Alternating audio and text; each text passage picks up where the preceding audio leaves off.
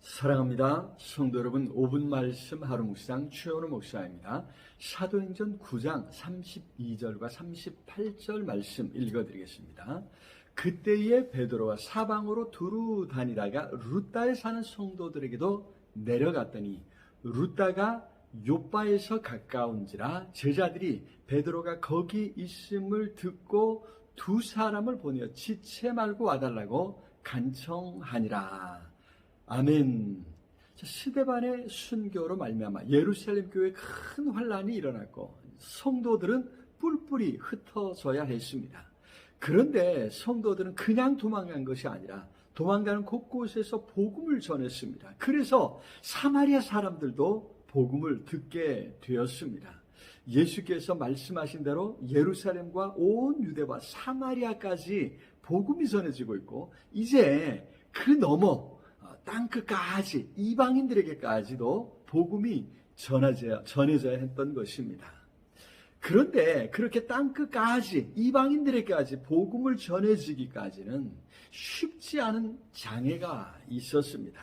바로 유대인들의 편견과 오해였습니다. 유대인들은 오직 자신들만이 하나님의 백성이라 생각했던 것입니다. 더구나 이방 나라에 망하고 포로로 끌려가서 고생했던 것 때문에 이방인들은 절대 하나님의 백성이 될 수 없다 생각하고 선교의 문을 굳게 닫아버렸던 것입니다. 자, 그런 유대인들의 편견과 오해를 하나님께서 어떻게 깨뜨리시고 이방인들에게 복음을 전하게 하실까요? 사실 스데반을 비롯한 성도들을 박해하는데 앞장섰던 사람은 사울이었죠. 예수께서는 바로 그 박해자인 사울도 직접 찾아가심으로 이방인의 사도로 세워주셨습니다. 9장 15절에서 이 사람 사울은 내 이름을 이방인과 임금들과 이스라엘 자손들에게 전하기 위하여 택한 나의 그릇이라 라고 말씀하셨지 않습니까? 자, 그렇게 모든 준비가 끝난 것 같습니다. 그런데 이방인 선교의 문을 여는 것은 사울이 할 수 없었습니다. 사울은 예수님과 함께 3년을 지낸 사도가 아니었기 때문입니다. 그래서 하나님께서는 사도 중에서도 대표인 베드로를 통해서 이방인 선교의 문을 여셨습니다.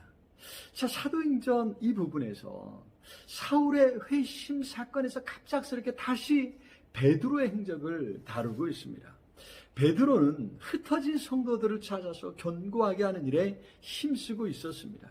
예루살렘에서 서쪽으로 지중해 가까운 룻다로 갔다가 거기서 중풍으로 고생하는 에니아라는 사람을 고쳐주었습니다.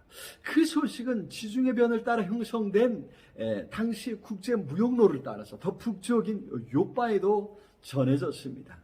마침 욥바에서는 다비다라고 하는 믿음 좋은 여인이 선행을 많이 베풀다가 병들어 죽은 사건이 있었습니다. 그 소식을 듣고 베드로가 그곳을 찾아서 기도했을 때 다비다가 다시 살아나는 기적이 일어났지요.